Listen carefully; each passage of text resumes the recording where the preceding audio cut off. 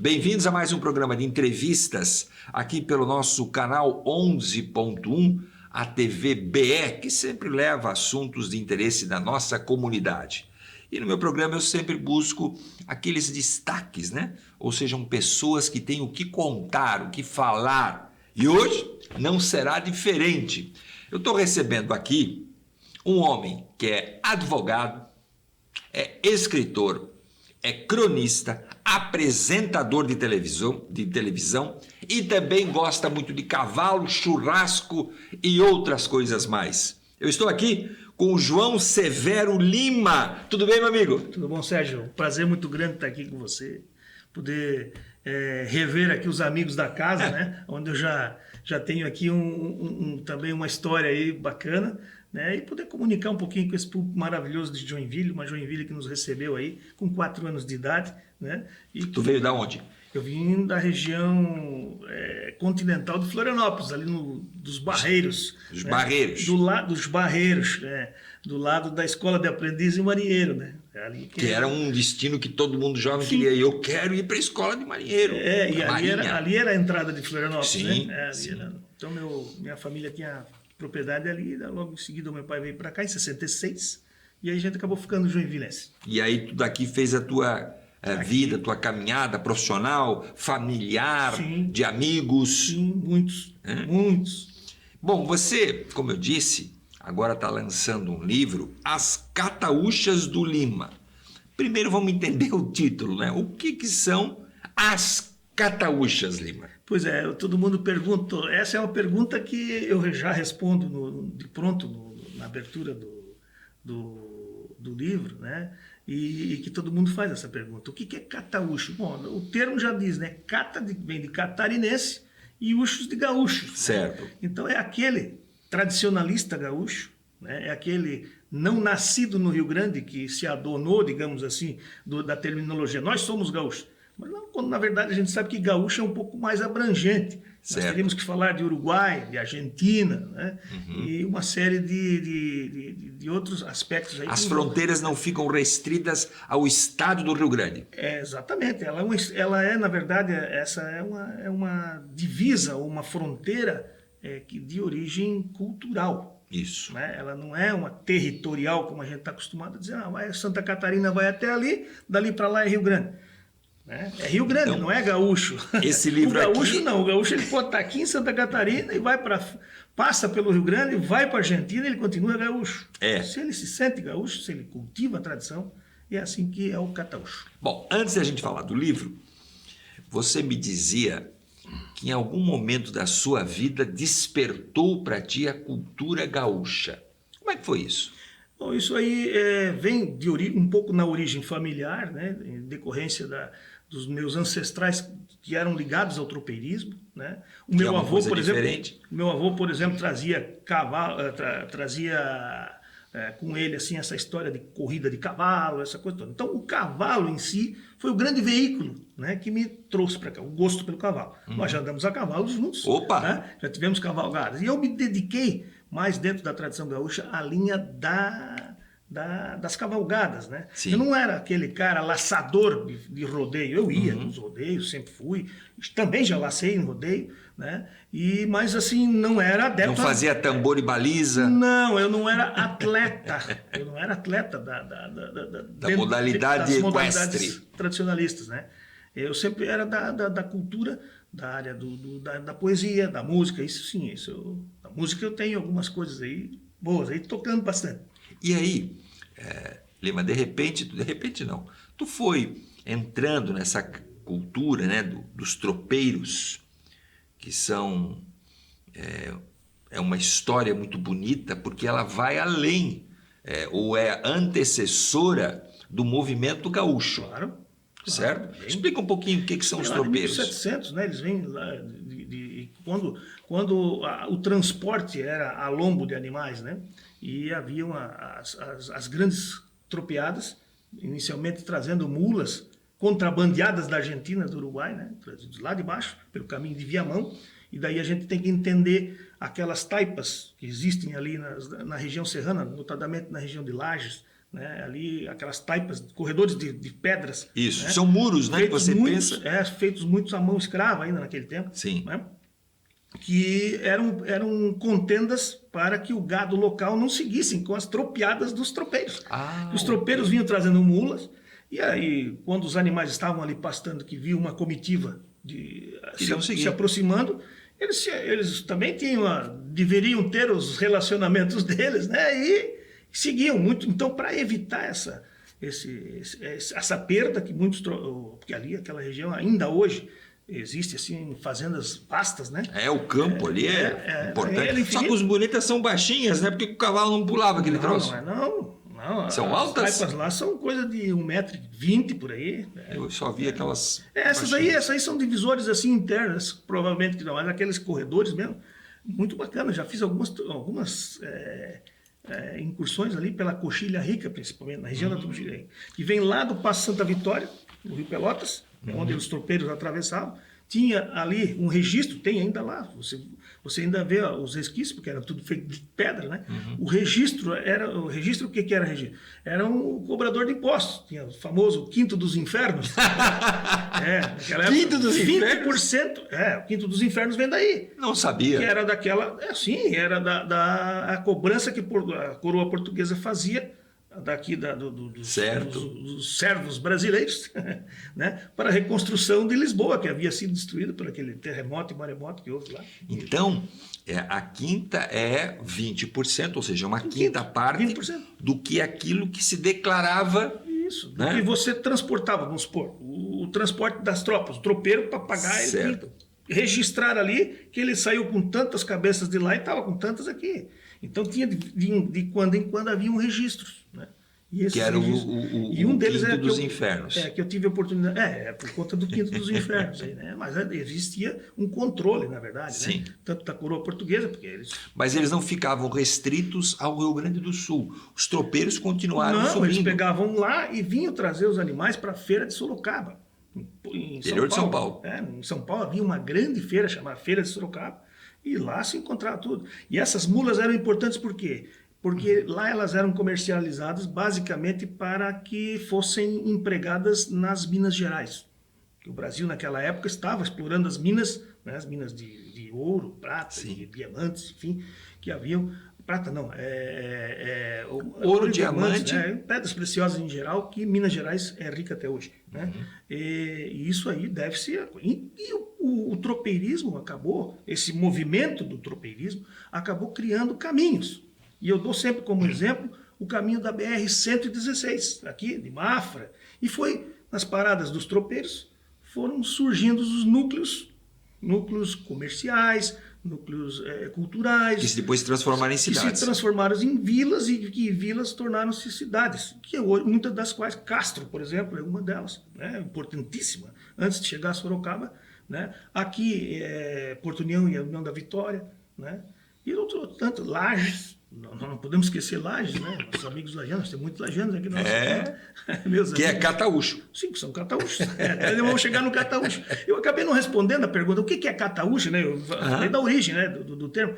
Mas assim, então, na questão do livro, cataúchas seriam aquelas crônicas e aqueles histórias. Artigos que eu criei quando eu escrevia no jornal A Notícia de Joinville, nos anos de 2003, 2004, 2005. Eu tinha uma coluna, Sérgio, você deve ter lido em algum momento, as colunas Cataúchas do Lima, que seriam aquelas coisas que saíam todas as sextas-feiras. Bom, depois que encerrou o Jornal A Notícia, eu acabei passando para o Jornal Notícia do Dia ainda, mas lá não eram crônicas nesse formato, eram apenas notas. Né? E eu acabei fazendo aí uma coleção delas, né? Porque foram 150 ou 140 artigos publicados nesse período. E eu tinha aquela vontade de tirar isso da gaveta, aí uma hora surgia uma coisa, outra hora surgia outra, e foi ficando. Então agora, quando a gente já passou dos 60, né? É hora de tirar o livro. Eu já plantei árvore, já tive filhos, faltava o livro. Já teve cavalo? A história de cavalo então é grande, nós podemos passar. Eu também adoro esse tema. A história de cavalo aí nós vamos longe. E aí, então, surgiu, eu resolvi juntar essas coisas. Bom, escrever eu sei, né? E segundo o meu orientador aqui, o Milton Maciel, né? Que é membro da Academia Joinvilense de Letras, e hoje mora em Portugal, em Braga. Eu acabei achando o Milton lá, que havia sido meu entrevistado no programa Chão Farrapo, né? Eu entrevistei o Milton aqui há 11 anos atrás.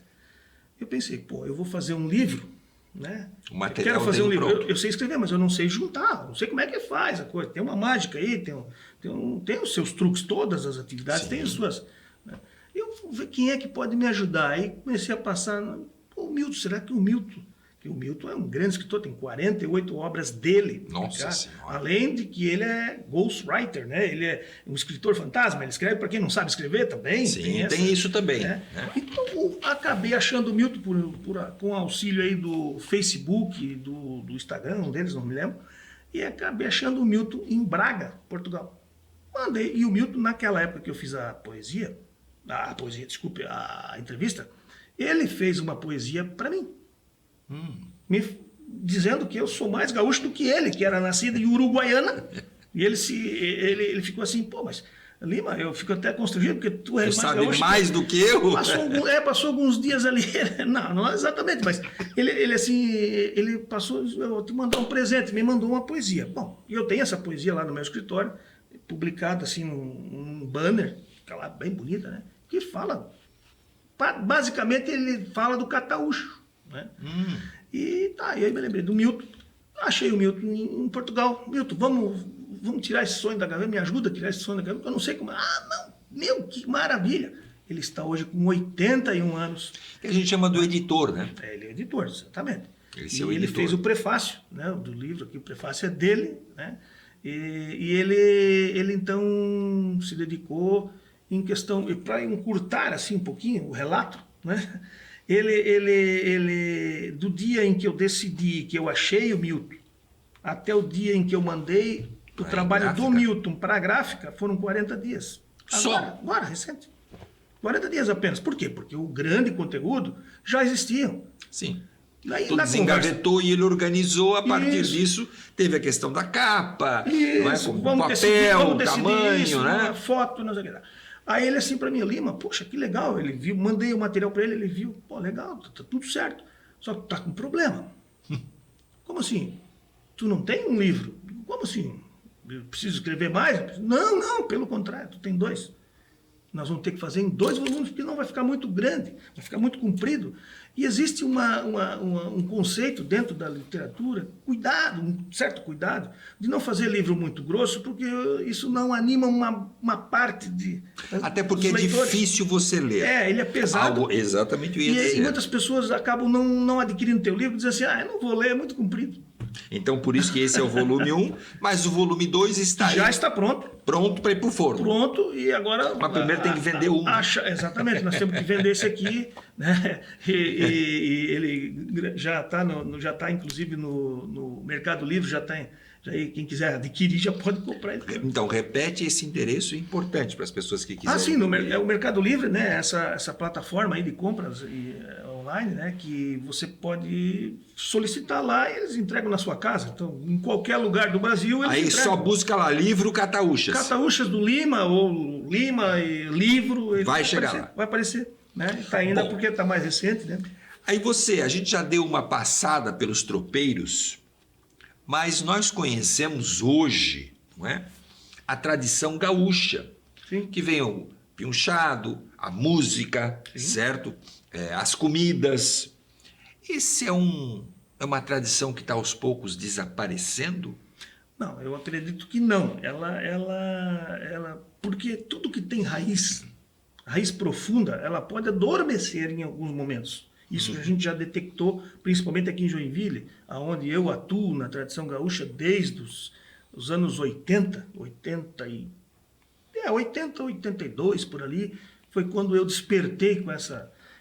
Mas antes disso ainda, nós participávamos dos rodeios aqui, que o saudoso Titão do Chaparral, né, fazia, e pelo gosto do cavalo, já tinha cavalo naquela época, a gente desfilava. E quando não tinha, a gente ainda arrumava o cavalo emprestado para desfilar na cidade, que era um acontecimento em Joinville. Quando tinha aí, se anunciava o rodeio do Chaparral, o rodeio do Chaparral só começava efetivamente depois que houvesse o desfile, que vinha lá da estação rodoviária até aqui na Transtusa, a ferroviária, digo, até aqui na Transtusa, né? E assando carne em cima do caminhão, e aquela foguete, e aquela coisa, né? Então, era uma época assim, onde tinha então ali houve um grande boom, né? O acontecimento. Depois disso houveram outras fases, a fase do Galpão Crioulo ali na Avenida Getúlio Vargas. Mas aí já eram lá no Getúlio Vargas. Getúlio Vargas, ali na frente do Elias Moreira, ali. Sim, sim. Ali havia o Galpão Crioulo, que era uma churrascaria. E que você podia amarrar os cavalos na frente. E nós íamos a cavalo, exatamente. Nós íamos a cavalo lá, né? As esposas iam de carro e nós íamos a cavalo à noite. E com essa de sair a cavalo à noite, surgiu então o nosso grupo, que eu batizei de Cavaleiros da Noite. Né? Eu, o Machadinho, o Altiagas Machado Filho, né? O Celso Zimbati, né? E tantos outros amigos aqui de Joinville, o Carlos Virtio, lá da Contabilista, certo. E o Dorival, enfim.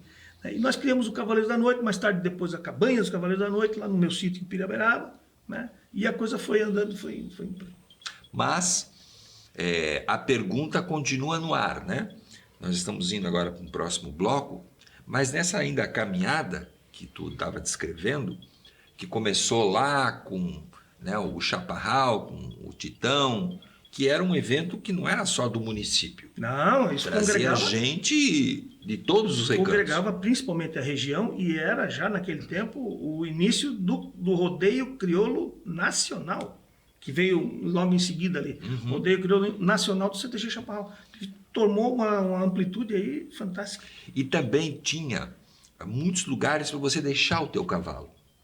E isso, com o passar do tempo, também foi desaparecendo. Sim. Então, mesmo que eu tinha cavalo em casa, por exemplo.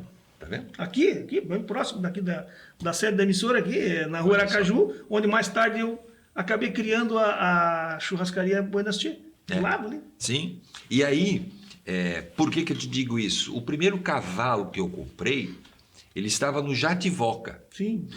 Que tinha já uma quantidade... Jaime Schroeder. Jaime Schroeder. Na verdade, era o pai dele. Do pai dele. Pai dele ainda. Naquele tempo, né? Que aí tinha o domingo, eles faziam um churrasco, uma maionese maravilhosa. Sim, Joinville, tudo ia lá. Todo mundo. E eu tinha lá o meu cavalo. Eu cheguei a ir lá, cavalo, lá de Piraberaba, lá. Lá. Mas tu não tinha, obviamente, cavalo lá. Não. Vinha lá para visitar, porque é lá que se juntavam todas. Isso, domingo aquilo era uma festa. E aí nós tínhamos um hábito de também cavalgar à noite.